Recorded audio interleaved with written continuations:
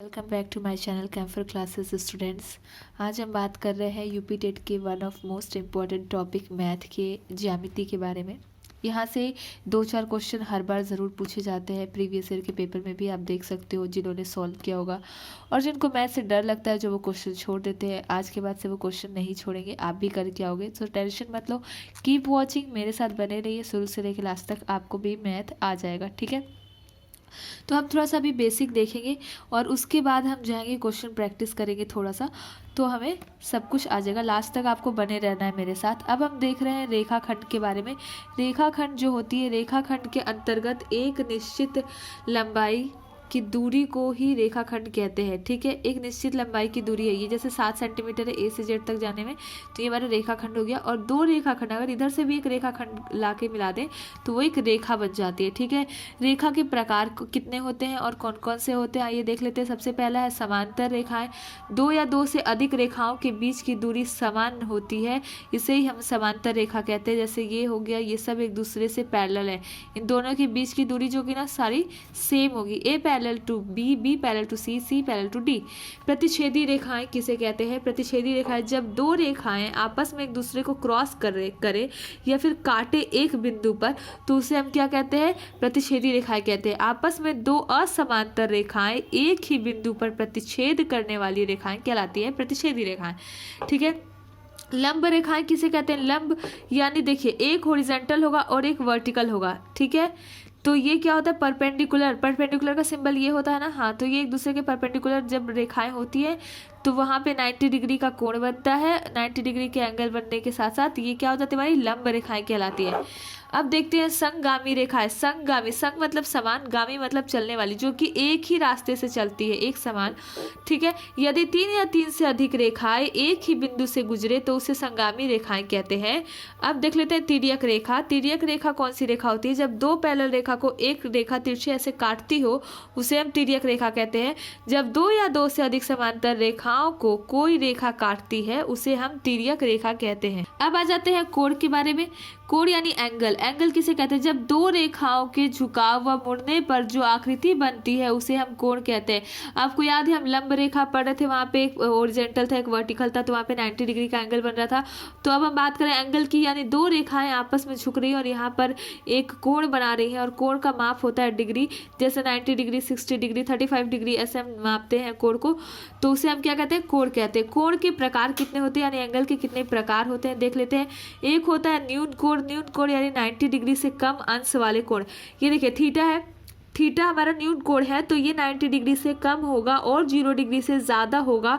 तो जैसे 30 degree, 35 degree, 45 degree, 60 degree, ये सारे 90 डिग्री से कम है, तो ये सारे हमारे न्यून कोण कहलाते हैं। ठीक है, अब बात कर लेते हैं समकोण की। समकोण जो होता है 90 डिग्री को ही समकोण कहते हैं। ठीक है, अधिक कोण। अधिक कोण की बात करते हैं। अधिक नाम से ही लग रहा है, अधिक यानी ज़्यादा, यानी 90 डिग्री से अधिक का कोण और 180 डिग्री से कम का कोण जो होता है उसे हम अधिक कोण कहते हैं। ठीक है, यहाँ पर देख लेते हैं सरल कोण। सरल रेखा, जैसे ये हमारी एक रेखा हो गई और इसका जो एंगल होता है वो 180 डिग्री होता है। ठीक है, तो 180 डिग्री जो सरल रेखा पर बनता है उसी को हम सरल कोण कहते हैं। अब बात कर लेते हैं बृहद कोण। बृहद यानी कि विशाल, बड़ा। ठीक है, अभी हमने पढ़ा था अधिक कोण। अधिक कोण यानी 90 डिग्री से ज़्यादा, लेकिन जो बृहद कोण होगा वो 180 डिग्री से भी ज़्यादा होगा, लेकिन वो 360 डिग्री से कम होगा, तो उसको हम बोलेंगे बृहद कोण। यहाँ पर देख लीजिए 360 डिग्री से कम वाले सारे, लेकिन 180 डिग्री वाले से ज़्यादा, जैसे 200, 250, 260, 300, ये सारे हमारे अधिक कोण कहलाते हैं। ठीक है, अब वृत्त कोण। वृत्त क्या होता है? एक पॉइंट से हमने रेखा खींचना स्टार्ट किया और वही रेखा उसी पॉइंट पे जाके मिल जाती है, वहाँ पर एक वृत्त यानी कि एक सर्कल का निर्माण होता है, और जब एक सर्कल बनता है तो वहाँ पर 360 एंगल का कोण बनता है और उसको हम बोलते हैं वृत्त कोण। ठीक है, कोटिपूरक कोण देख लेते हैं। ऐसे 2 कोण जिनका योगफल 90 डिग्री हो, जैसे कि कोई कोण है x और कोई कोण है y, उन दोनों का योग जो है वो 90 होना चाहिए, उनका सम जो है वो 90 डिग्री होना चाहिए। ऐसे क्वेश्चन में पूछता है कि यदि कोई कोण है 45 डिग्री का तो उसका कोटिपूरक कोण क्या होगा। ध्यान रखिए, इसको कोटिपूरक भी बोलते हैं और इसे पूरक कोण भी कहते हैं। ठीक है, तो अगर पूछता है कि 60 डिग्री का पूरक कोण क्या होगा, तो आपको पता होना चाहिए कि पूरक कोण यानी कि दोनों का जो योग है यानी जो सम है वो 90 होना चाहिए। तो 90 में से 60 को माइनस करोगे तो दूसरा क्या आएगा 30 डिग्री आ जाएगा। तो 60 का पूरक कोण क्या होगा 30, 40 का पूरक कोण क्या होगा 50 डिग्री। ठीक है, अब देख लेते हैं समपूरक कोण। ठीक है, समपूरक कोण क्या होते हैं? ऐसे दो कोण जिनका योगफल 180 हो। अभी हमने पढ़ा कोटिपूरक, कोटिपूरक में x + y यानी दोनों कोणों का जो सम है योग है वो 90 होना चाहिए और यहाँ पर दोनों कोणों का योग जो है वो 180 होना चाहिए। अगर पूछता है कि 80 डिग्री का समपूरक कोण क्या है तो क्या बोलोगे आप 100। लेकिन अगर पूछता है कि 80 डिग्री का कोटिपूरक कोण क्या है तो 10 होगा, क्योंकि 80 में 10 जोड़ोगे तो 90 आ जाएगा। लेकिन अगर समपूरक कोण पूछता है तो 100, तो 100 जोड़ोगे तब ना 180 आएगा। तो यहाँ पर समपूरक कोण क्या होगा 80 का 100, 90 का समपूरक कोण 90। ठीक है, क्योंकि दोनों को जोड़ के 180 आना चाहिए। अब देख लेते हैं आसन्न कोण। आसन्न कोण किसे कहते हैं? ठीक है, एक ही तल पर स्थित दो कोण आसन्न कोण कहलाते हैं जब यदि उनका शीर्ष एक ही हो। ये देखिए एक तल है, दो कोण बन रहे हैं, अब इनका शीर्ष एक ही है।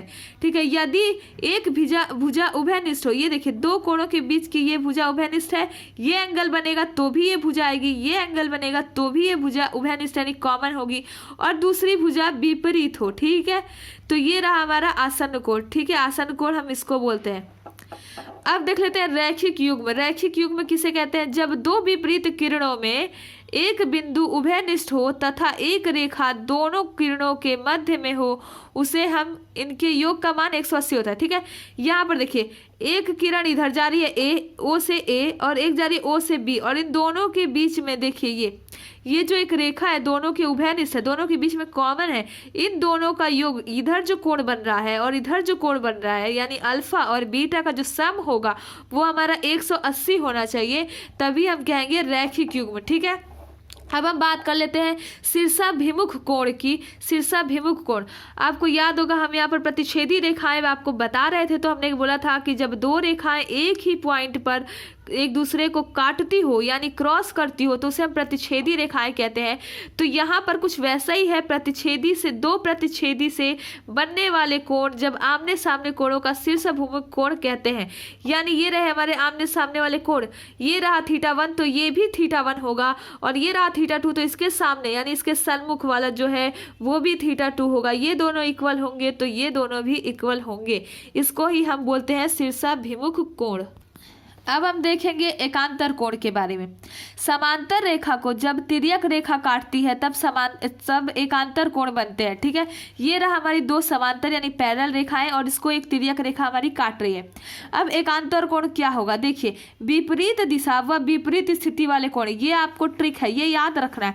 जब भी आपसे पूछेगा ना एकांतर कोण बताइए तो आपको याद रखना है विपरीत अपोजिट वाले इक्वल होंगे। ठीक है, ये देखिए ये 1 है और ये 8 है, ये एक दूसरे के बिल्कुल क्रॉस है ना, बिल्कुल अपोजिट है, तो ये 1 और 8 जो होगा वो एकांतर कोण हो जाएगा। ये रहा हमारा 2 और ये रहा हमारा 7, तो 2 और 7 एकांतर कोण हो जाएंगे, 3 और 6 एकांतर कोण हो जाएंगे, 4 और 5 एकांतर कोण हो जाएंगे। संगत कोण, संगत कोण यानी कि सामने सामने सेम। ठीक है, सेम डायरेक्शन में। अब देख लेते हैं, यही है दो पैरेलल रेखाएं और एक तिर्यक रेखा काट रही है, यहाँ पर एक कोण बन जाता है हमारा 1 और 1 के सामने क्या है? 1 के सामने है 5 और 2 के सामने है 6, 3 के सामने है 7 और 4 के सामने है 8। तो ये हमारा संगत कोण है। पूछेगा कि एक का संगत कोण बताइए तो 1 का संगत कोण 5 है, और अगर पूछता है कि एक का संगत कोण 5 है, 1 का एकांतर कोण बताइए तो आप क्या बोलोगे? 1 का एकांतर कोण 8 हो जाएगा, अपोजिट। ठीक है, अब देखते हैं अंतःकोण। तो ऊपर वाले डायग्राम में देखिए ये रहा पैरेलल और ये रहा तिर्यक रेखा, और यहाँ पर पूछता है अंतःकोण बताइए। तो जो इस रेखा के अंदर होगा ये चारों कोण यानी 3, 4, 5, 6 ये सारे हमारे अंतःकोण होंगे, यानी अंदर, अंतः मीन्स अंदर, और बहिष्कोण यानी कि बाहर वाले। तो 1 और 2, 7, 8 ये हमारे बहिष्कोण होंगे, जबकि 3, 4 और 5, 6 हमारे अंतःकोण होंगे। ठीक है, ये छोटा सा हमारा कॉन्सेप्ट का वीडियो रहा जो कि यहीं तक है। अब हम नेक्स्ट वीडियो में आपके लिए क्वेश्चन लेकर आएंगे और क्वेश्चन प्रैक्टिस करेंगे, जिससे आपके सारे क्वेश्चन आसानी से लग जाएंगे। ठीक है, और अगले वीडियो के साथ बने रहिए हमारे साथ, अगले वीडियो में देखते रहिए, आगे के कॉन्सेप्ट आपके क्लियर होते रहेंगे। लाइक, कमेंट, सब्सक्राइब करना मत भूलिएगा, बेल आइकन ज़रूर प्रेस कर दीजिएगा ताकि हमारे अगले वीडियो में आपका साथ बना रहे। Thank you so much.